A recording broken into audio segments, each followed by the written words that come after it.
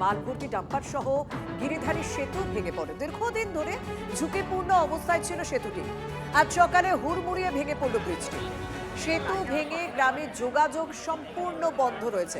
ঘটনাস্থল পরিদর্শনে আপাতত বাঁশের সেতু দিয়ে তৈরির সিদ্ধান্ত নিয়েছে, কিন্তু এই সেতু কতটা গুরুত্বপূর্ণ জানাবেন আমার সহকর্মী সুমন কল্যাণ সঙ্গে রয়েছেন। সুমন, এই গিরিধারী সেতু কতটা গুরুত্বপূর্ণ এবং কোন জায়গাকে কানেক্ট করে, এবং এই জায়গা কি বাঁশের সেতু দিয়ে কাজ সম্ভব?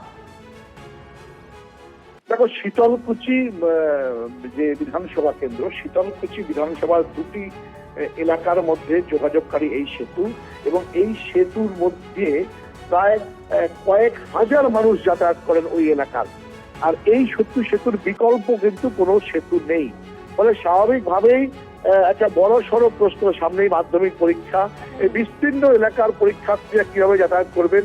একটা বাঁশের সেতু তৈরির কথা বলেছেন এখানকার ব্লক ডেভেলপমেন্ট আধিকারিক।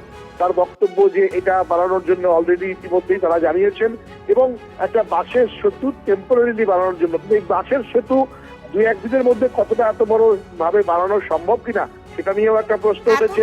আর কোনোরকম রক্ষণাবেক্ষণ হয়নি কেন? কারণ এটা একদিনে তো ভেঙে পড়েনি, মানে দীর্ঘদিন ধরে সে কোথাও একটা ইঙ্গিত দিচ্ছিল এই সেতুর অবস্থা খারাপ। সাধারণ মানুষও অভিযোগ করেছেন, তাহলে এতদিন কারণ নজরে পড়েনি কেন? ভাঙার পর নজর কেন? এটাই প্রশ্ন এলাকাবাসীরা বারবার বলছেন যে আমরা বারংবার এর আগে বলেছি, দীর্ঘদিন হয়ে গেছে, কোনো রক্ষণাবেক্ষণ নেই, এবং এই সেতুর ওপর দিয়ে 10 টনের মাল পরিবহনের গাড়ি যেতে পারে এমন একটা কথা ছিল, কিন্তু ভাঙা অবস্থায়, জরাজীর্ণ অবস্থায় সেটাও সম্ভব না। এই যে ডাম্পারটি গেছে তার ওজন কমপক্ষে 50 টনের কাছাকাছি। যথেষ্ট এই মুহূর্তে আতান্তরে। সামনে মাধ্যমিক পরীক্ষা রয়েছে, পড়ুয়ারা কিভাবে যাতায়াত করবে এই মুহূর্তে তারা সেইটা ভেবে চিনতে পারছেন না। তোমাকে ধন্যবাদ সুমন। তাই যে কি করে ব্রিজটা ভাঙলো, কি মনে করছেন? ব্রিজটা তো একটু আগের থেকে নর্মাল বামফ্রন্ট পিরিয়ডে কাজ হয়ে গেছে, কাজটা সন্তোষজনকভাবে হয় নাই। এটা তো দুর্বল কাজ হচ্ছে, আঠাশ সারিয়ে রড দিয়ে ঢালাই করছে। এটা বাজারের দোকানের কাজ হলেও এরকম কেউ করে না। সেটা আঠাশ সারিয়ে দেখলাম, যেটা আঠাশ রড দিয়ে দেখা যাচ্ছে। আর বয়সও হয়ে গেছে, মোটামুটি 25-30 বছর বয়স হয়ে গেছে ব্রিজটার। এখন তো যাতায়াতের কোনো বিকল্প নাই। দেখি লোকাল প্রশাসন প্রধান আছে, আমার গ্রাম পঞ্চায়েত প্রধান আছে, এরা কি করে। অন্তত যেহেতু মাধ্যমিক পরীক্ষা 2 তারিখ থেকে, একটু বাসের শাখাটাকে বানিয়ে দিলে তো অন্তত চলবে। ব্রিজ যেটা ভেঙেছে দেখলাম, ডাম্পার উঠেছিল বলে, তো ব্রিজের একটা প্রপোজাল পাঠাবো, কিন্তু যাতে 2 তারিখে যাতে বাচ্চাগুলো পরীক্ষা দিতে যেতে পারে। 2 তারিখ থেকে যেহেতু পরীক্ষা আছে, তো এখানে একটা বাঁশের সাঁকো করে দেওয়া হবে, একদিনের মধ্যে সেই সিদ্ধান্ত নেওয়া হবে, এটা করে দেওয়া হবে। ম্যাম, গ্রামটা অভিযোগ করছে যে ওভারলোড ডাম্পার ওঠার ফলে এই অবস্থা হচ্ছে। ডাম্পারটা অ্যাকচুয়ালি ওঠার কথা না, কিভাবে উঠলো সেটা দেখছি। মানে তাতে কি পুলিশ প্রশাসন নজর এড়িয়ে এইভাবে চলছে?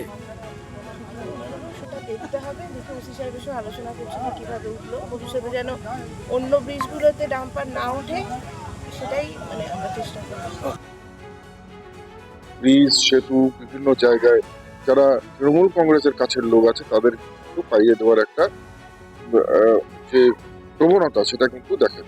এবং যে কারণগুলোতেই আমরা দেখছি যে কোথাও ব্রিজ ভেঙে পড়ছে, কোথাও উড়ালপুল ভেঙে পড়ছে, এবং শীতলকুচির যে ব্রিজ হয়েছে একেবারে নতুন, খুব বেশি দিন হয়নি।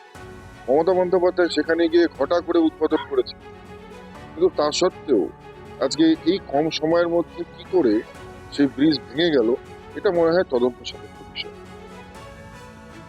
স্থানীয় প্রধানের সঙ্গে আমি কথা বলেছি, প্রধান যেটা জানালো যে এই সেতুটি বরাবর দুর্বল ছিল, রাস্তাটা চওড়া হয়েছে, দুর্বল ছিল বলেই সেটা সতর্কতা মূলক বোর্ড টাঙানো হয়েছে যাতে ভারী যানবাহন চলাচল না করে। তবে কেউ আইন ভেঙে সেখানে ভারী যান চলাচল চেষ্টা করেছে, সেখান থেকে দুর্ঘটনা ঘটেছে। কেউ যদি আইন ভাঙে তার বিরুদ্ধে নিশ্চিতভাবে ব্যবস্থা গ্রহণ করা হবে। এবার এই মুহূর্তে আমরা যে খবরের দিকে নজর রাখবো, তার আগে আপনাদের বরং ছবিটা দেখায়। এটা টালিগঞ্জের ছবি। টালিগঞ্জ অটো ইউনিয়নের পার্টি অফিস তৈরি ঘিরে ব্যাপক